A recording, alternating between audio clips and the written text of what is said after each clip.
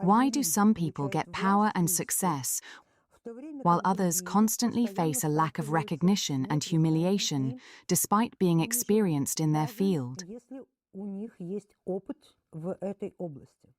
Is this a provocation by the system? No, I don't think it's a provocation. You see, the system provokes only those from whom it expects a response. But if the system is ignoring you, I don't believe it expects any response from you. On the contrary, I think it wants you to take no action at all. So, the issue probably lies elsewhere. Why does the system elevate some people, endowing them with opportunities and rights, while overlooking others who, in your view, are more experienced and knowledgeable, offering them nothing at all? And by the way, colleagues, this is a very important question. It applies to every area of life, to human relationships, careers, professional activities, and even non-professional ones. On what basis do egregores make their strange choices? Sometimes you look at a person and wonder, why on earth did they receive all this? Why did the gods choose them as their conduit? It's impossible to say. Why did the egregore elevate this person, granting them opportunities and responsibilities, when there's nothing special about them? They have no knowledge, no intelligence, no spark, no presence. They are utterly unremarkable in every way. And yet by some criterion, the egregores chose them. And this is truly paradoxical, because our sense of how things ought to be is embedded in our worldview, in our mental body. The mental body can be shaped in various ways, through personal experience, ancestral experience, karmic experience, as well as the environment in which we live. This environment provides us with images, illustrations, events, and stories. And it is through all of these combined that we form a particular worldview. Can we say with certainty that it perfectly reflects reality? No, it reflects only our own perception of the world, what exists within our worldview, and nothing beyond that. However, within this worldview, there is a sense of how things ought to be. The egregore, however, has no such worldview. It possesses only a core in which its task is embedded, and nothing more. It has a task, and it fulfills it. And as its conduit, it chooses the person who, according to its algorithm of correctness, is best able to carry out this task, basing its choice solely on that.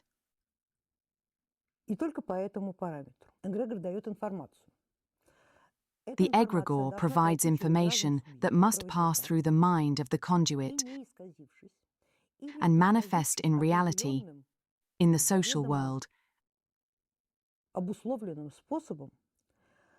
as particular words, events, actions, or deeds, either without distortion or with a specific, predetermined one.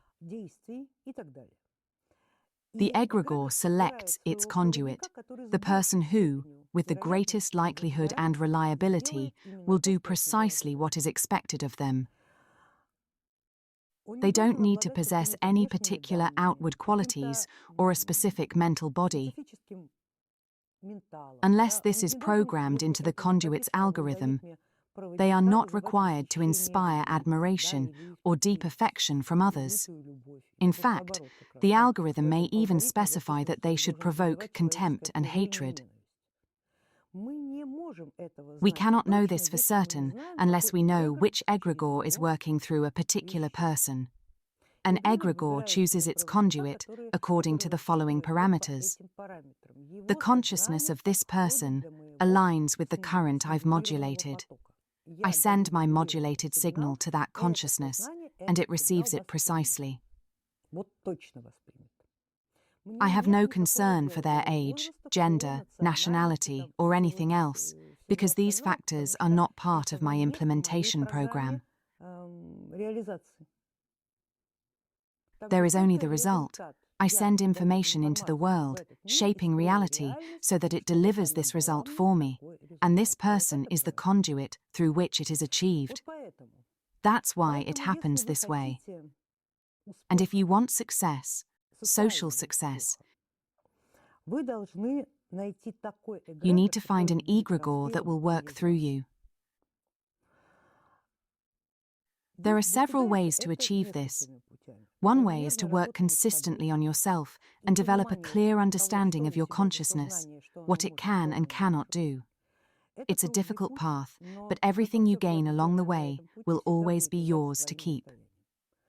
The second way is sorcery. You create a specific amulet that attracts an egregore, capturing its attention. How does this work?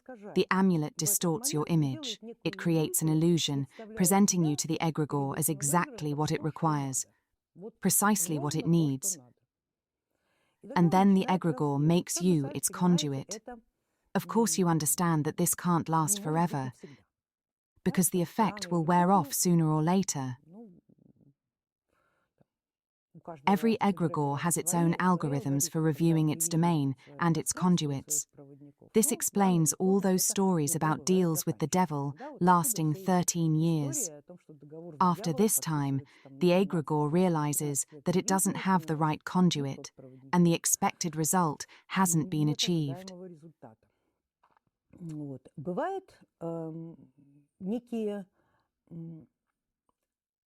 There are certain amulets and talismans tuned to work with different egregorial systems.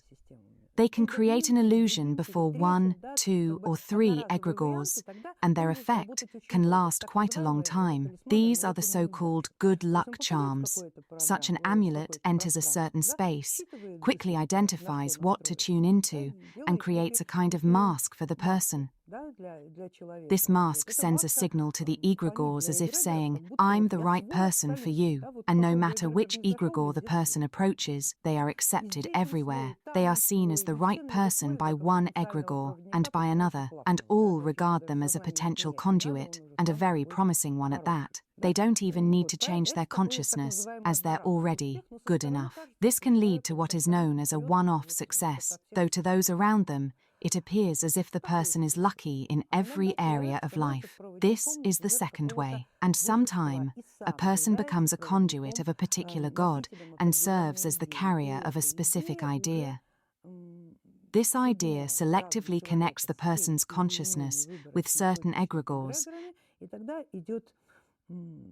and interaction occurs through them as a conduit, but one chosen by the gods, not by the egregores.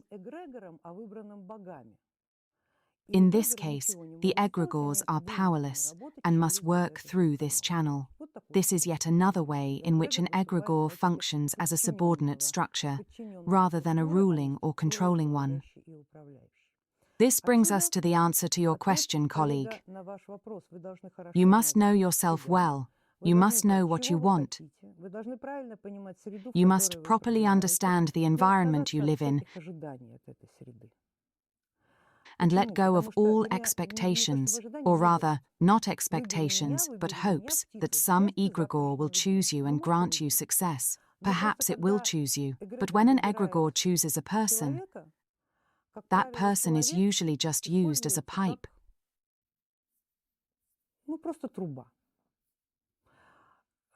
Nobody owes anyone anything.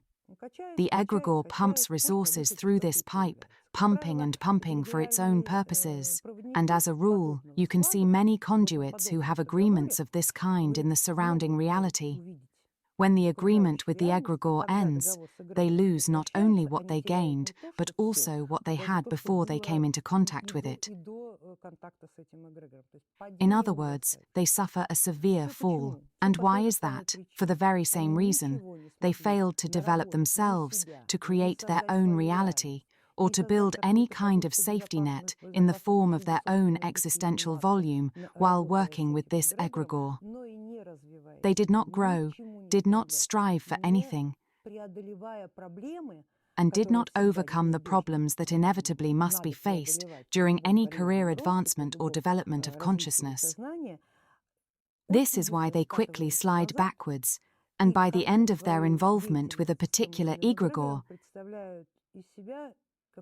they become some arrogant, dull, ignorant creature, which, as you can imagine, is incapable of anything except continuing to work with the very egregore that has already thrown them away like garbage. Generally speaking, you shouldn't envy such people, but rather feel pity for them. And if you look at those who seem successful to you, you will quite easily recognize those who make such agreements themselves, as well as those who use talismans. But above all, it's important to recognize those who serve as conduits for certain gods. Egregores themselves bow before such people. They face no refusal, not from all egregores, of course, but from some nonetheless. And if you start viewing the surrounding reality in this way, you will see people differently, and your perception of reality itself will change. It will take on entirely new colors and raise 1,000 additional questions. Questions which, I sincerely hope, you'll find it interesting to answer. And your life will be filled with new meaning, because it is always fascinating to unravel the mysteries it throws our way.